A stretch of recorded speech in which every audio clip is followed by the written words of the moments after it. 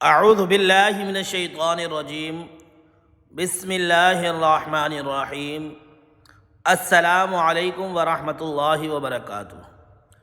حضرت سیدنا بکر بن عبداللہ رحمۃ اللہ علیہ فرماتے ہیں، بنی اسرائیل کا ایک قصاب اپنے پڑوسی کی لونڈی پر عاشق ہو گیا۔ اتفاق سے ایک دن لونڈی کو اس کے مالک نے دوسرے گاؤں کسی کام سے بھیجا۔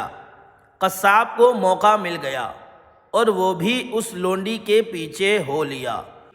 جب لونڈی جنگل سے گزری تو اچانک قصاب نے سامنے آ کر اسے پکڑ لیا اور اسے گناہ پر آمادہ کرنے لگا۔ جب اس لونڈی نے دیکھا کہ اس قصاب کی نیت خراب ہے تو اس نے کہا، اے نوجوان، تو اس گناہ میں نہ پڑ۔ حقیقت یہ ہے کہ جتنا تو مجھ سے محبت کرتا ہے اس سے کہیں زیادہ میں تیری محبت میں گرفتار ہوں، لیکن مجھے اپنے مالک حقیقی عز و جل کا خوف اس گناہ کے ارتکاب سے روک رہا ہے۔ اس نیک سیرت اور خوف خدا عز و جل رکھنے والی لونڈی کی زبان سے نکلے ہوئے یہ الفاظ تاثیر کا تیر بن کر اس قصاب کے دل میں پیوست ہو گئے، اور اس نے کہا، جب تو اللہ عز و جل سے اس قدر ڈر رہی ہے تو میں اپنے پاک پروردگار عز و جل سے کیوں نہ ڈروں؟ میں بھی تو اسی مالک عز و جل کا بندہ ہوں۔ جا، تو بے خوف ہو کر چلی جا۔ اتنا کہنے کے بعد اس قصاب نے اپنے گناہوں سے سچی توبہ کی اور واپس پلٹ گیا۔ راستے میں اسے شدید پیاس محسوس ہوئی، لیکن اس ویران جنگل میں کہیں پانی کا دور دور تک کوئی نام و نشان نہ تھا۔ قریب تھا کہ گرمی اور پیاس کی شدت سے اس کا دم نکل جاتا۔ اتنے میں اسی زمانے کے نبی علیہ السلام کا ایک قاصد ملا۔ جب اس نے قصاب کی یہ حالت دیکھی تو پوچھا، تجھے کیا پریشانی ہے؟ کہا، مجھے سخت پیاس لگی ہے۔ یہ سن کر قاصد نے کہا، آؤ ہم دونوں مل کر دعا کرتے ہیں، اللہ عز و جل ہم پر اپنی رحمت کے بادل بھیجے اور ہمیں سیراب کرے یہاں تک کہ ہم اپنی بستی میں داخل ہو جائیں۔ قصاب نے جب یہ سنا تو کہنے لگا، میرے پاس تو کوئی ایسا نیک عمل نہیں جس کا وسیلہ دے کر دعا کروں۔ آپ نیک شخص ہیں، آپ ہی دعا فرمائیں۔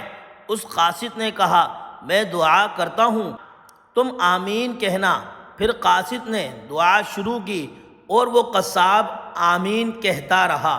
تھوڑی ہی دیر میں بادل کے ایک ٹکڑے نے ان دونوں کو ڈھانپ لیا اور وہ بادل کا ٹکڑا ان پر سایہ فگن ہو کر ان کے ساتھ ساتھ چلتا رہا۔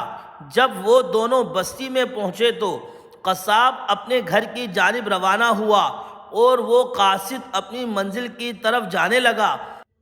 بادل بھی قصاب کے ساتھ ساتھ رہا۔ جب اس قاصد نے یہ ماجرا دیکھا تو قصاب کو بلایا اور کہنے لگا، تم نے تو کہا تھا میرے پاس کوئی نیکی نہیں، اور تم نے دعا کرنے سے انکار کر دیا تھا۔